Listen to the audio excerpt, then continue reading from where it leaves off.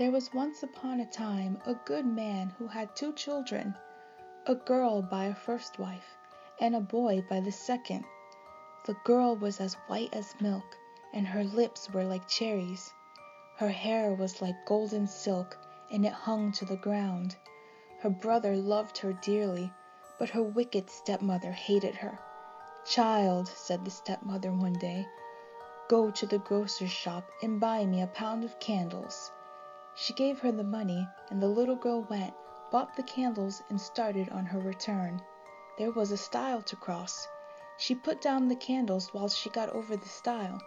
Up came a dog and ran off with the candles. She went back to the grocer's, and she got a second bunch. She came to the stile, set down the candles, and proceeded to climb over. Up came the dog and ran off with the candles. She went again to the grocer's, and she got a third bunch, and just the same happened. Then she came to her stepmother crying, for she had spent all the money and had lost 3 bunches of candles. The stepmother was angry, but she pretended not to mind the loss. She said to the child, "Come, lay your head on my lap that I may comb your hair."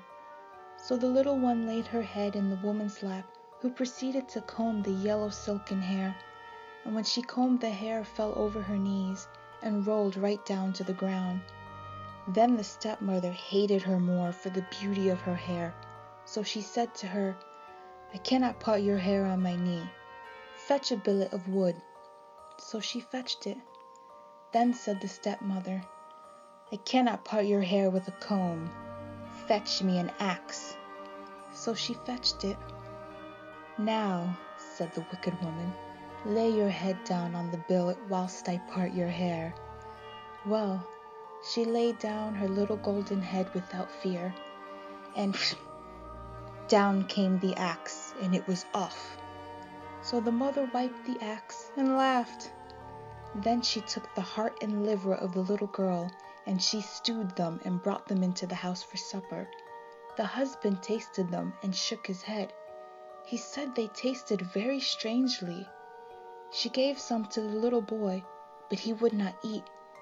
She tried to force him, but he refused, and ran out into the garden, and took up his little sister and put her in a box, and buried the box under a rose tree. And every day he went to the tree and wept, till his tears ran down on the box. One day the rose tree flowered. It was spring, and there among the flowers was a white bird, and it sang and sang and sang like an angel out of heaven. Away it flew, and it went to a cobbler's shop, and perched itself on a tree hard by, and thus it sang: "My wicked mother slew me, my dear father ate me, my little brother whom I love sits below, and I sing above, stick, stock, stone dead." "Sing again that beautiful song," asked the shoemaker, "if you will first give me those little red shoes you are making." The cobbler gave the shoes, and the bird sang the song, then flew to a tree in front of a watchmaker's and sang: "My wicked mother slew me, my dear father ate me, my little brother whom I love sits below, and I sing above, stick, stock, stone dead." "Oh, the beautiful song! Sing it again, sweet bird," asked the watchmaker, "if you will give me first that gold watch and chain in your hand." The jeweler gave the watch and chain. The bird took it in one foot, the shoes in the other, and after having repeated the song, flew away to where 3 millers were picking a millstone. The bird perched on a tree and sang: "My wicked mother slew me, my dear father ate me, my little brother whom I love sits below, and I sing above, stick." Then one of the men put down his tool and looked up from his work. "Stock!" Then the second miller's man laid aside his tool and looked up. "Stone!" Then the third miller's man laid down his tool and looked up. "Dead!" Then all 3 cried out with one voice, "Oh, what a beautiful song! Sing it, sweet bird, again." "If you will put the millstone round my neck," said the bird. The men did what the bird wanted, and away to the tree it flew with the millstone round its neck, the red shoes in one foot, and the gold watch and chain in the other. It sang the song and then flew home. It rattled the millstone against the eaves of the house, and the stepmother said, "It thunders."